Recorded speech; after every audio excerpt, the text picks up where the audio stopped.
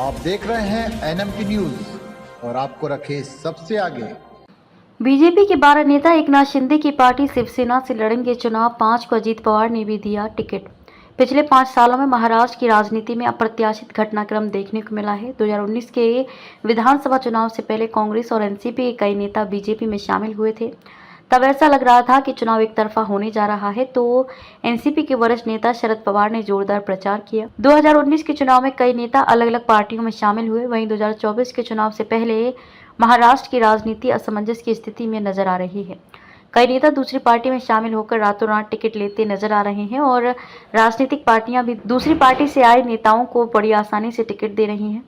महाविकास अघाड़ी में शामिल Congress, Shiv Sena, UBT, NCP, SP, तो महायुति में शामिल बीजेपी, शिवसेना और एनसीपी वैसे तो मिलकर चुनाव लड़ रहे हैं, लेकिन कुछ सीटों पर एक दूसरे के खिलाफ भी उम्मीदवार उतारे हैं।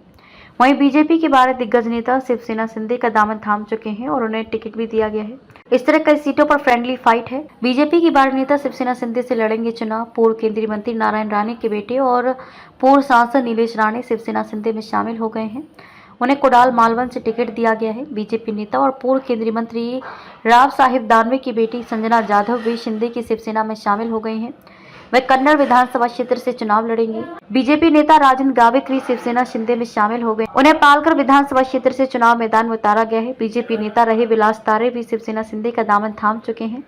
उन्हें बोईसर से विधानसभा चुनाव के मैदान में उतारा गया है। कुछ दिन पहले बीजेपी से शिवसेना शिंदे में शामिल होने वाले संतोष शेट्टी को भिवंडी पूर्व विधानसभा क्षेत्र से टिकट दिया गया है। कई सालों तक बीजेपी में रहने वाले दिग्गज नेता मुरजी पटेल भी शिवसेना शिंदे में शामिल हो चुके हैं। उन्हें अंधेरी पूर्व विधानसभा क्षेत्र से चुनाव मैदान में उतारा गया है। अमोल खटाल को बीजेपी की तरफ से टिकट नहीं दिया गया, तो वे भी शिवसेना शिंदे में शामिल हो गए हैं। पार्टी ने उन्हें संगमनेर विधानसभा से टिकट दिया है। बीजेपी की दिग्गज नेता शायना एनसीपी विधानसभा चुनाव से पहले शिवसेना शिंदे गुट में शामिल हो गई हैं। पार्टी ने उन्हें मुंबा देवी सीट से मैदान में उतारा है। इसी तरह दिग्विजय बागल भी बीजेपी से शिंदे गुट में शामिल हो गए हैं। पार्टी ने उन्हें करमाला विधानसभा से टिकट दिया है। बीजेपी नेता रहे बलीराम सिरास्कर को भी शिवसेना शिंदे गुट की तरफ से मैदान में उतारा गया है। वहीं दूसरी तरफ अजीत पवार ने भी बीजेपी से आए नेताओं को टिकट दिया है। राजकुमार बडोले, प्रताप पाटिल चिखलीकर, निशिकांत पाटिल, संजय काका पाटिल को एनसीपी की तरफ से मैदान में उतारा गया है। आप देख रहे हैं एनएमटी न्यूज और आपको रखे सबसे आगे।